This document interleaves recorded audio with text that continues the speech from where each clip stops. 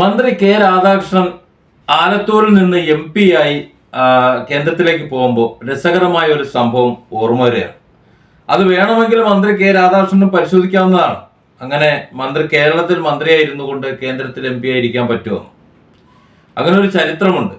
മഹാനായ സാബു കുട്ടോട്ടി ജനിക്കുന്നതിന് 4 വർഷം മുമ്പ് 1971 ലോക്സഭാ തെരഞ്ഞെടുപ്പ് ഉണ്ടാകും. ആ ലോക്സഭാ തെരഞ്ഞെടുപ്പിൽ മാവേലിക്കര മണ്ഡലത്തിൽ നിന്ന് ഒരു സ്ഥാനാർത്ഥി, കേരളത്തിലെ ഒരു പ്രഗത്ഭൻ, ഡൽഹിയിലേക്ക് പാർലമെന്റിലേക്ക് തെരഞ്ഞെടുക്കപ്പെട്ടു.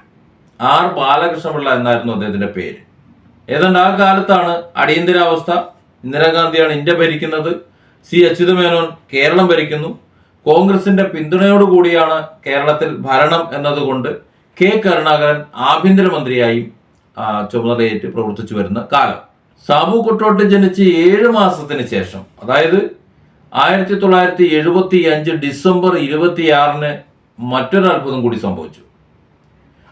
കേരളത്തിലൊരു മന്ത്രിയായി R ബാലകൃഷ്ണപിള്ള ചുമതലയേറ്റു. ആ സമയത്ത് കേന്ദ്രത്തിൽ MP ആണ്. ഇങ്ങനെ കേരളത്തിൽ മന്ത്രിയായതിനു ശേഷം ലോക്സഭാ സമ്മേളനത്തിൽ പങ്കെടുക്കാൻ ചെന്നപ്പോൾ അവിടെ പ്രതിപക്ഷത്ത് മോദി എന്നൊരു വ്യക്തി ഉണ്ടായിരുന്നു, പീലു മോദി. ആ മോദി അണ്ണൻ എഴുന്നേറ്റ് നിന്ന് കേരളത്തിൽ നിന്നൊരു മന്ത്രി നമ്മുടെ ലോക്സഭാ സമ്മേളനത്തിൽ പങ്കെടുക്കാൻ വന്നിട്ടുണ്ട് എന്ന് പറഞ്ഞു. അതിൻ്റെ ഒരു ക്രമപ്രശ്നം ആണത്, അത് ഉന്നയിച്ചു. സ്പീക്കർ അത് വ്യക്തമായിട്ട് പരിശോധിക്കാമെന്നും ഇത് കഴിഞ്ഞിട്ട് നമുക്ക് ചർച്ച ചെയ്യാമെന്നും പറഞ്ഞ് മാറ്റിവെച്ചു. ബാക്കി കാര്യങ്ങളൊക്കെ കഴിഞ്ഞു. ഏതായാലും സമ്മേളനം കഴിഞ്ഞ് എല്ലാവരും നടത്തിയ കുലങ്കുഷമായ ചർച്ച, ഒരു മന്ത്രി, ഒരു സംസ്ഥാന മന്ത്രി ഒരു MP ആയി ഇരിക്കാൻ പറ്റുമോ എന്നുള്ള ആ കുലങ്കുഷമായ ചർച്ചയിൽ സ്പീക്കർ ഒരു തീരുമാനമെത്തി. സ്പീക്കർ പറഞ്ഞത് R ബാലകൃഷ്ണപിള്ള കേരളത്തിലെ മന്ത്രിയായിരുന്നോട്ടെ, ഇവിടെ MP ആയിരുന്നോട്ടെ, അതിൽ യാതൊരു കുഴപ്പമില്ല എന്നാണ്. ഇത് വേണമെങ്കിൽ നമ്മുടെ K രാധാകൃഷ്ണന് പരിശോധിക്കാവുന്നതാണ്, ഈ രീതിയിൽ ഇരിക്കാൻ പറ്റുമെന്ന്. കാരണം ഒരു മന്ത്രിയെ തെരഞ്ഞുകൊണ്ടിരിക്കുക, നമ്മുടെ മേയറുടെ ഹസ്ബൻഡിന് ആ സ്ഥാനം വരുമെന്നൊക്കെയാണ് കണ്ടത്. പക്ഷേ ഡ്രൈവർ യദു പണിയാകും.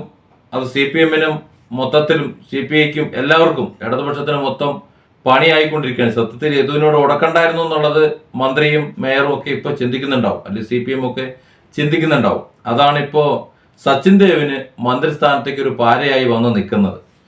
മന്ത്രിയാക്കുകയാണെന്നുണ്ടെങ്കിൽ വളരെ ശക്തമായ പ്രതിഷേധം വീണ്ടും മൊത്തം ഉണ്ടാകും, CPM-ന് വളരെ കോട്ടവുമാകും. ആ ഒരു അവസ്ഥയിൽ വേണമെങ്കിൽ ബാലകൃഷ്ണപിള്ള അന്ന് പരിശോധിച്ച ഈ മാർഗം K രാധാകൃഷ്ണന് പരീക്ഷിക്കാവുന്നതാണ്.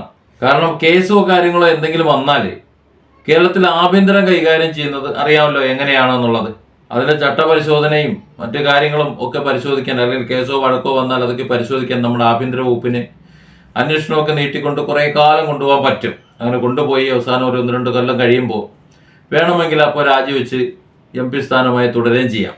പാർട്ടിയുടെ ആ കാര്യങ്ങൾ തന്നെയാണ് ശരിയെന്ന് കമ്മികളും അതുപോലെ ജീവൻ രക്ഷാ ഗുണ്ടകളും സൈബർ സഖാക്കളും എല്ലാം അങ്ങനെ തന്നെ സിന്ദാബാദ് എന്ന് പാടി നടക്കുകയും ചെയ്തോളൂ. അപ്പോൾ ഒരു അവസരമാണ്, വേണമെങ്കിൽ ഒന്ന് പരീക്ഷിച്ചു നോക്കാം. എന്തായാലും ഒരു കേരളത്തിന് മന്ത്രി നഷ്ടപ്പെടാനില്ല, കേന്ദ്രത്തിൽ MP ആകുകയും ചെയ്യും. പിന്നെ നിയമങ്ങളും വകുപ്പുകളും ഒക്കെ അതിനുശേഷം മാറിയിട്ടുണ്ടാവും, ഒരു പദവി എന്നൊക്കെ ചിന്തിച്ചിട്ടുണ്ടാവും. പക്ഷേ കമ്മികൾക്ക് അതൊന്നും ബാധകമല്ലല്ലോ, നിയമമൊന്നും ബാധകമല്ലല്ലോ. നിയമം ബാധകമല്ല, പദവി ബാധകമല്ല. അങ്ങനെ എന്തെങ്കിലും ബാധകമായിരുന്നു എന്നുണ്ടെങ്കിൽ ഇവിടെ നേരത്തെ ഗവർണർ ഇറങ്ങി നടക്കുമ്പോഴത്തേക്ക് അതിൻ്റെ പിന്നാലെ പോയി കണ്ട് ചൊറിയാൻ നിൽക്കൂലല്ലോ. ഗവർണർ ആരായിരുന്നു എന്ന് നമുക്കറിയാലോ. അപ്പോൾ ഒരാളുടെ പദവിയോ അദ്ദേഹത്തിൻ്റെ അധികാരമോ ഒന്നും നോക്കിയിട്ടല്ല ഇവിടെ ഇടതുപക്ഷം പ്രവർത്തിച്ചുകൊണ്ടിരിക്കുന്നത്. അങ്ങനെയാകുമ്പോൾ കേന്ദ്രത്തിൽ MP ആയും കേരളത്തിൽ മന്ത്രിയായും ഒരേ സമയം വാണരുളിയ R ബാലകൃഷ്ണപിള്ള എന്ന അധികാരന്റെ ആ ഒരു മാർഗം വേണമെങ്കിൽ K രാധാകൃഷ്ണന് പിന്തുടരാം, CPM പിന്തുടരാം. അതിന് സാക്ഷിയായി ഒരു കാര്യം കൂടി പറയാം.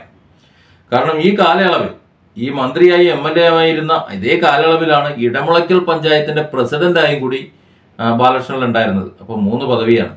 പഞ്ചായത്ത് പ്രസിഡന്റാണ്, അതും തെരഞ്ഞെടുക്കപ്പെട്ട പഞ്ചായത്ത് പ്രസിഡന്റാണ്, മന്ത്രിയാണ്, MP ആണ്. എങ്ങനെ കേരളത്തിൽ സംസ്ഥാന മന്ത്രിയാണ്, MP ആണ്. പിന്നെയാണോ ഒരു പഞ്ചായത്ത് പ്രസിഡന്റ് അല്ലാത്ത K രാധാകൃഷ്ണൻ? വേണമെങ്കിൽ ഒന്ന് പരിശോധിക്കാവുന്നതാണ്.